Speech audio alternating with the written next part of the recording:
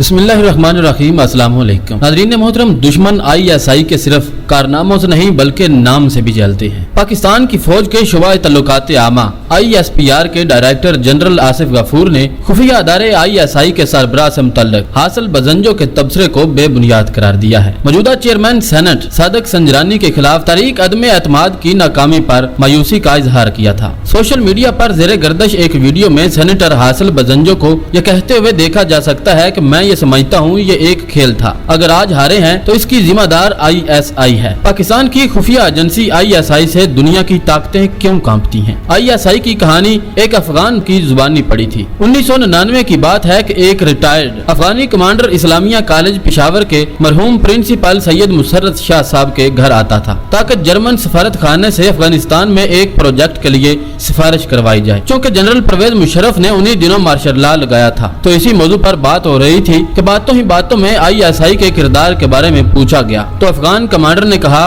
कि जब तक ISI होगी इस वक्त तक कोई पाकिस्तान का बाल भी बेकार नहीं कर सकता। और फिर एक वाकया सुनाया कि 1979 में जब रूस ने अफगानिस्तान पर चढ़ाई की तो हमने 22 रूसी फौजी गिरफ्तार किए जो कि 2 माह तक मेरे कब्जे में रहे। फिर काबुल में हालात खराब हो गए तो मुझे अफगान हुकूमत की तरफ से हुक्म मिला कि इनको पेशावर पहुंचा दो। मैं 22 रूसी फौजियों को लेकर अलल सुबह पेशावर आर्मी स्टेडियम के सामने वाक़े ISI के हेड क्वार्टर पहुंचा और पाक आर्मी के हुकाम के हवाले कर दिए। मेरे सामने एक पाकिस्तानी मेजर ने उनको 2 कतारों में खड़ा कर दिया और मुझे कहा इनमें 11 ऑफिसर्स हैं। मैंने कहा जी नहीं, कोई ऑफिसर नहीं है, सारे ही सिपाही हैं जो कि 2 माह तक मेरी ही कस्टडी में रहे हैं। उसने कहा ठीक है और लाठियों का एक बंडल मंगवा लिया। लाठी निकाल कर एक एक के ऊपर रखते हुए और तीसरे सिपाही को बाहर निकाल दिया और पूछा कि बताओ कौन से रैंक में हो? उसने कहा जी सिपाही हूँ। जब पाकिस्तानी मेजर ने 2-3 जबरदस्त स्ट्रिक मारी तो वो चीखने लगा और कहने लगा कि मैं लेफ्टिनेंट कर्नल हूँ। इस पर पाकिस्तानी मेजर ने कहा कि जाओ अब अपने बाकी 10 ऑफिसर्स को भी बाहर निकाल दो। उसने 10 ऑफिसर्स को भी बाहर निकाल दिया। मैं हैरान परेशान ये मंजर देख रहा था कि आखिर ये मैं क्या देख रहा हूँ। आखिर पाकिस्तानी मेजर ने पैंट के जेब से कागज निकाल कर कहा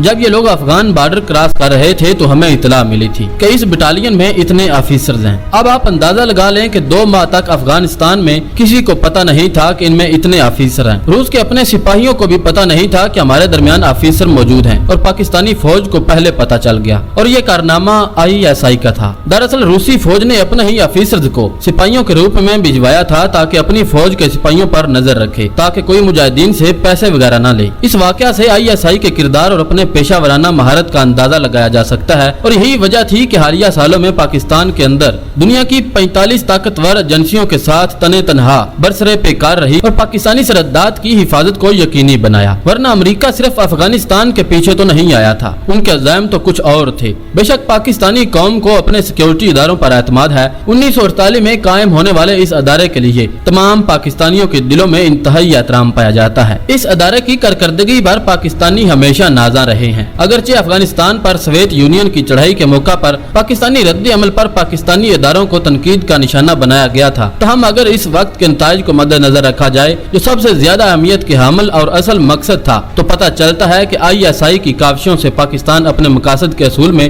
कामयाब रहा। उस वक्त पाकिस्तान का बुनियादी मकसद पाकिस्तान से मुल्का अफगानिस्तान से सोवियत फौजों का इनखला था। ये ISI ही थी जिसने अफगानियों को मुतहद किया, उन्हें तरबियत फराम की ताकि वो रूसी कब्जे से जान छुड़ा सके और ISI इस मकसद में कामयाब रही क्योंकि उसने रूस को अफगानिस्तान का कब्जा छोड़ने पर मजबूर कर दिया था। बाद-अज़ां ISI की कोशिशों को जंग आलूद करने के लिए उन्हें दहशतगर्दी की वजह करार देने की कोशिश की गई। याद रहे कि हिज़्ब इख्तिलाफ की रहबर कमेटी ने नेशनल पार्टी के सरबराह हासिल बजंजू को चेयरमैन सेनेट का उम्मीदवार नामजद किया था। बेचारों के साथ हैंड हो गया। 14 वोटों का जमीर नीलाम हो गया और हासिल बजंजू की कामयाबी का ख्वाब मट्टी में मिल गया। नाकामी और मायूसी का इल्जाम ISI पर डाल दिया। बजंजू को इस बेबुनियाद इल्जाम से कुछ और तो हासिल न हुआ सिवाय इसके कि शर्मिंदगी उठाना पड़ी। नाज़रीन, अगर आप ISI से मोहब्बत करते हैं तो कमेंट बॉक्स में पाकिस्तान जिंदाबाद, पाक फौज पाइंदाबाद और अपने गुमनाम हीरो को सलाम लिखना मत भूलिएगा। अपना बहुत सारा ख्याल रखिए। अल्लाह निगहबान।